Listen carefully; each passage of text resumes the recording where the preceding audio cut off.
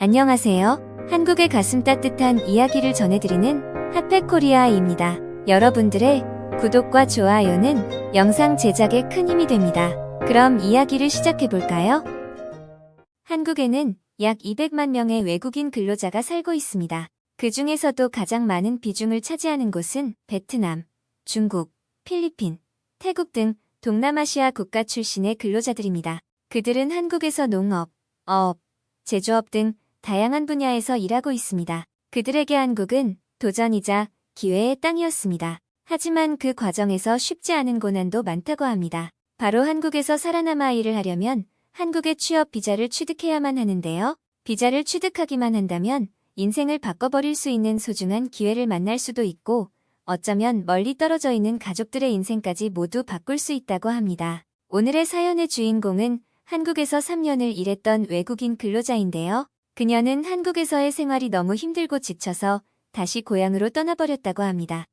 도대체 무슨 일이 있었는지 그녀의 이야기 함께 들어볼까요? 안녕하세요.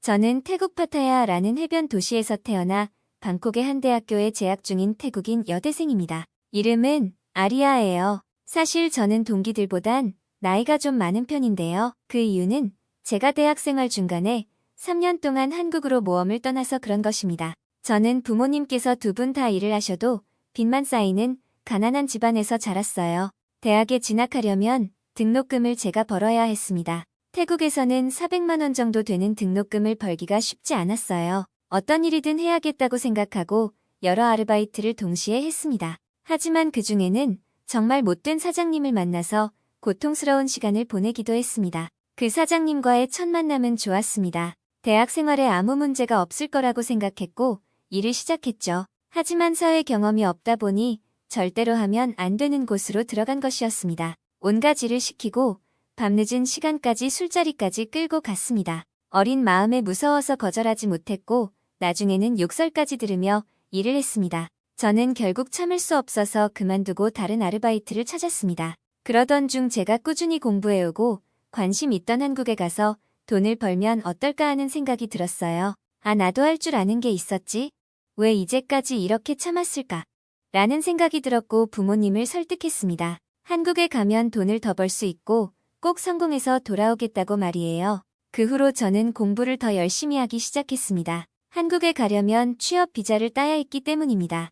대학도 휴학해야 하고 한국에 아는 사람도 없다 보니 두려운 생각도 들었어요. 하지만 지금보다 더 무서운 일은 없어. 나는 할 수 있다. 다짐했습니다. 우리나라지만 태국에서 생활하면서 마음이 많이 지쳤었던 것 같아요. 이런 곳에서는 아르바이트뿐만 아니라 나중에 취직을 한다고 생각하면 앞이 깜깜해졌어요. 저는 하루빨리 한국으로 떠나고 싶어졌습니다. 결국 비자 합격을 해냈고 한국으로 출발했습니다. 몇 달을 준비하고 기대하던 날이 드디어 왔습니다. 그러나 저의 한국 생활은 생각만큼 쉽지 않았습니다. 한국에서 일자리를 구하는 것은 어렵지 않았어요. 태국을 떠나기 전부터 한국 정부에서 일자리를 구해준 상태였고 저의 일터는 가공식품을 생산하는 곳이었습니다. 하는 일은 간단하고 쉬운 일이었지만 아무래도 한국인 사장님과 일하다 보니 헷갈리거나 어려운 부분이 많았어요. 그래도 직원 중에 태국인이나 다른 외국인들도 있어서 외롭지는 않았습니다. 저는 태국어 외에도 라오스어와 영어도 할 줄 알았기 때문에 다른 직원들을 위해 통역을 하는 경우도 있었어요. 그럴 땐 사장님께서 제가 없었으면 큰일 날 뻔했다며 칭찬해 주셨습니다. 저는 한국에서의 삶에 점점 적응해 갔습니다. 한국에 와서 알게 된 것은 태국은 아직 많이 부족한 나라라는 것이었습니다. 아르바이트를 하는 사람들을 대하는 태도도 많이 바뀌어야 한다고 생각했습니다. 태국은 자국인임에도 불구하고 아르바이트생들을 정말 노예 부리듯이 부려먹고 있거든요. 태국에도 물론 좋은 사장님이 있듯이 한국에도 역시 악덕 사장은 있겠지만 제가 만난 한국 사장님은 아주 좋은 분이셨습니다. 정직하고 모두에게 친절하셨어요. 월급은 항상 제때 주셨고 외국인이라고 차별하지도 않았죠. 사장님은 가끔 주말에 직원들을 데리고 꽃구경을 가거나 맛있는 것을 사주실 때는 우리를 직원이 아니라 가족이라고 생각하는 것 같은 느낌을 받았습니다.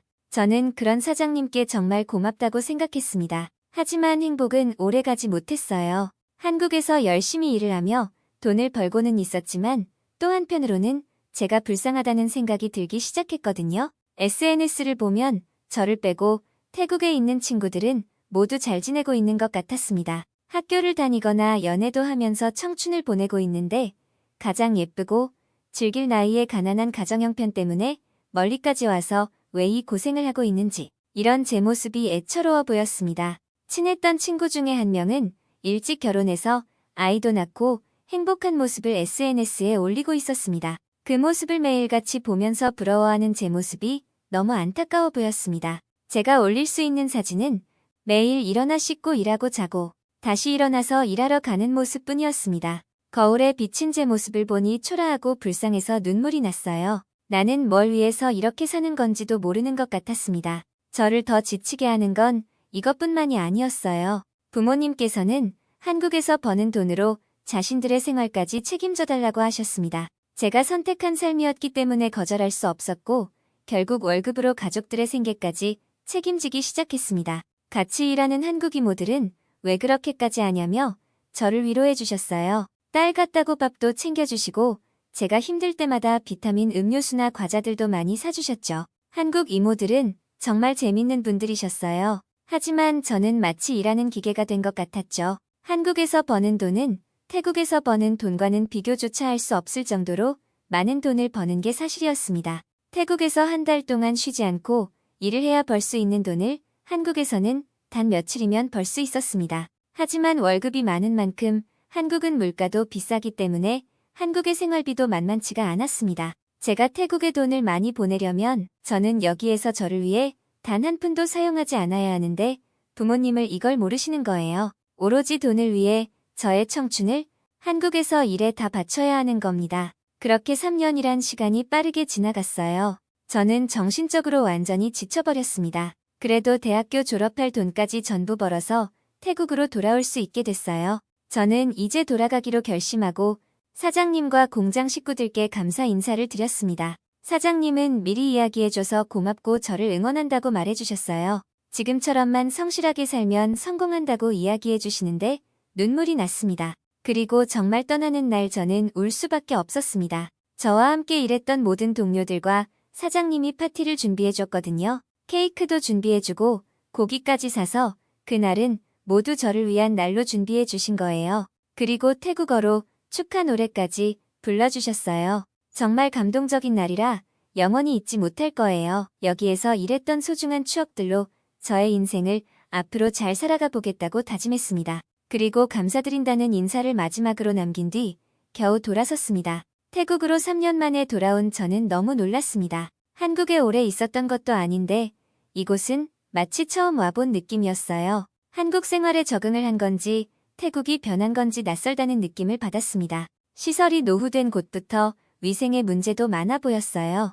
태국에 돌아오고 제가 한국에서 3년 동안 하루도 쉬지 않고 일을 했지만 그때의 제 처지가 가장 좋았다는 것을 깨달았습니다. 한국에서 돈을 벌고 생활하면서 힘들다고 투정만 했는데 제가 그동안 엄청 호강하고 있었다는 사실을 왜 이제야 알았을까요? 친구들은 매번 힘들다고 투정을 부리더니 아주 예뻐져서 돌아왔다고 했습니다. 전 정말 깜짝 놀랐어요. 정말 친구들의 피부나 표정만 봐도 저의 상태가 가장 좋았거든요. 제가 한 것은 그저 한국에서 생활하며 건강한 채소나 한국 음식을 먹었던 것뿐인데 유독 친구들보다 피부가 눈에 띄게 환하고 좋아 보였습니다. 심지어 한 친구는 한국의 물이 좋았던 게 아닐까 라며 그 비법을 알려달라고 했습니다. 어쩌면 한국의 화장품을 쓰고 한국 사람들을 많이 보다 보니 미모의 기준이 달라졌을 수도 있습니다. 지금도 화장을 할 때면 한국의 유튜버들을 보며 화장법을 공부하고 있거든요. 그래서 태국에 올 때 한국에서 쓰던 화장품들을 많이 구매해서 왔었습니다.